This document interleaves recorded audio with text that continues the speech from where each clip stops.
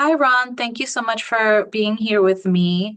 You have a class coming up on November 13th, exploring the adoption constellation. Okay. Um, I wanted to get some thoughts from you before we go ahead and have your class to help others know what you will be covering. So, Great. for people who may be new to this topic, what exactly do we mean by the adoption constellation, and why is it so important to understand all of the roles within it? Yeah, great question. And I am excited to do this presentation with all the parents and any professionals that join us. When a child joins a family by adoption, the all the people that are in the life of that child make up what we call the adoption constellation. Oftentimes we look at the situation and say who the child belongs to, but the reality is who belongs to the child. And what we're looking at, the adoption constellation then has the immediate family, the adoptive parents, our foster parents. We have the members of that family, also the extended family. Of course, the birth family also make a part of that constellation. Whether those people are in their life on a daily basis or not, all of those people belong to the child. And in addition to that would be the social worker, the judge, the therapist, the placement worker, everyone that's been involved in the life of that child to some degree makes up the adoption constellation. The better we understand the constellation of members, the better we'll understand the particular needs of that child and any grieving or trauma that they have gone through. Thank you, Ron. That was a really good explanation. And you've mentioned before that traditional approaches can miss the mark when working with adoptees or adoptive families. Can you give us a quick example of what that looks like and what an adoption-informed practice does differently?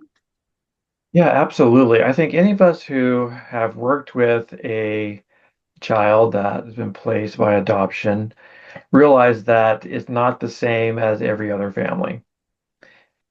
Sometimes the hallmark of that is the trauma that child has gone through, but every child that comes in as placed by adoption or on the way towards adoption, depending on where they are in that process, they are suffered loss. Without adoption, there is no, I mean, without loss, there is no adoption. It just comes with the territory.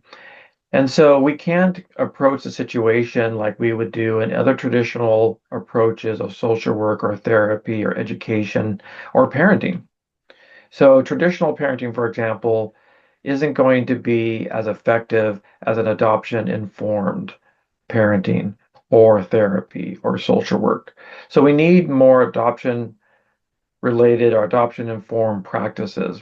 This would include things like understanding attachment, understanding trauma, understanding grief and loss, and how those stages are going to impact everyone within it.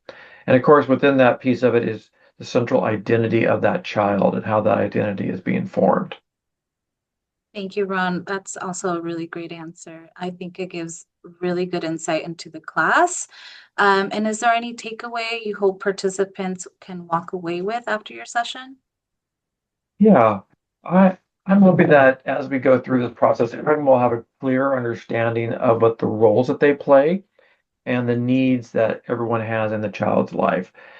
And we're going to look at the primary connections of the adopted parent and the child, and then secondary connections in that constellation of other people who might also be involved, and how are impacted in terms of their shame or their loss, their grief, their identity, and all the issues that come around behavior and mastery and control.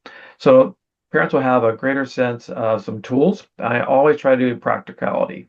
So if we can get a few tools into someone's toolbox to better equip them, I'll be happy.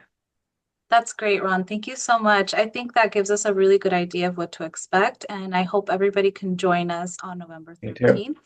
Yes. And we're looking forward to having you, Ron. Thank you so much. Me as well. Thank you, Juliana. Mhm.